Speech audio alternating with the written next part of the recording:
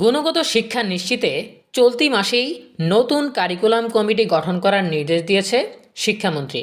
নতুন কারিকুলাম কবে থেকে শুরু হবে, নতুন কারিকুলামের রোডম্যাপ সম্পর্কে বিস্তারিত জানাবো আমাদের আজকের ভিডিওতে। যারা এখনও আমাদের চ্যানেলটিকে সাবস্ক্রাইব করনি তারা এখনই সাবস্ক্রাইব করে রাখো, তাহলে পড়াশোনার সকল তথ্য এবং পরামর্শ সবার আগে পেয়ে যাবে। শিক্ষা এবং প্রাথমিক ও গণশিক্ষা মন্ত্রী ডক্টর আ.ন.ম এহসানুল হক মিলন বলেছেন, 2027 খ্রিস্টাব্দের লক্ষ্য বাস্তবায়নের জন্য চলতি মাসের মধ্যেই নতুন শিক্ষাক্রম বা কারিকুলাম কমিটি গঠন ও সদস্য নির্বাচন সম্পন্ন করতে হবে। আগামী সপ্তাহের মধ্যেই এই প্রক্রিয়া শুরু করার উপর তিনি গুরুত্ব আরোপ করেন। নির্ধারিত সময়ের মধ্যে সিলেবাস প্রস্তুত করতে এবং দ্রুত ও সমন্বিত পদক্ষেপ নেওয়ার জন্য নির্দেশনা দেন তিনি। রোববার মাদ্রাসা শিক্ষা অধিদপ্তর আয়োজিত এক মতবিনিময় সভা অধিদপ্তরের সম্মেলন কক্ষে অনুষ্ঠিত হয়। সভায় শিক্ষা এবং প্রাথমিক ও গণশিক্ষা মন্ত্রী ডক্টর আ.ন.ম এহসানুল হক মিলন এই আহ্বান জানান। দেশের শিক্ষা ব্যবস্থাকে আরও আধুনিক, সহজতর ও ফলপ্রসূ করতে সংশ্লিষ্ট সবার প্রতি সৃজনশীল প্রস্তাব এবং কার্যকর উদ্যোগ নিয়ে এগিয়ে আসার আহ্বান জানান শিক্ষামন্ত্রী।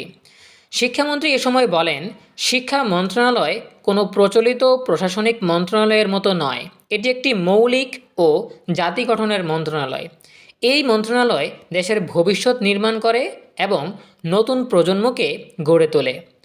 শিক্ষামন্ত্রী শিক্ষা ব্যবস্থায় অপ্রয়োজনীয় জটিলতা বা রেড ট্যাপ দূর করতে হবে সেই নির্দেশনা দেন। কোর্স ও কারিকুলামকে আরও সহজ, সময় উপযোগী এবং উৎপাদনশীল করতে সংশ্লিষ্টদের নিজ নিজ কাজ পর্যালোচনা করে উন্নয়নমূলক প্রস্তাব দেওয়ার আহ্বান জানান তিনি আরও বলেন, এটি আপনার দেশ, আপনার সন্তান, আপনার ভবিষ্যৎ। আগামীর বাংলাদেশ গড়তে হলে আমাদের সবাইকে দায়িত্ব নিতে হবে, নতুনভাবে চিন্তা করতে হবে, নতুন পরিকল্পনা ও কর্মসূচি নিয়ে আসতে হবে। প্রিয় শিক্ষার্থীরা, এই ছিল আমাদের হাতে থাকা 2027 সালের নতুন কারিকুলাম নিয়ে সর্বশেষ তথ্য। এ বিষয়ে তোমাদের যে কোনো প্রশ্ন কিংবা মতামত জানাতে পারো কমেন্টে। দেখা হবে পরবর্তী আপডেট নিয়ে নতুন কোনো ভিডিওতে।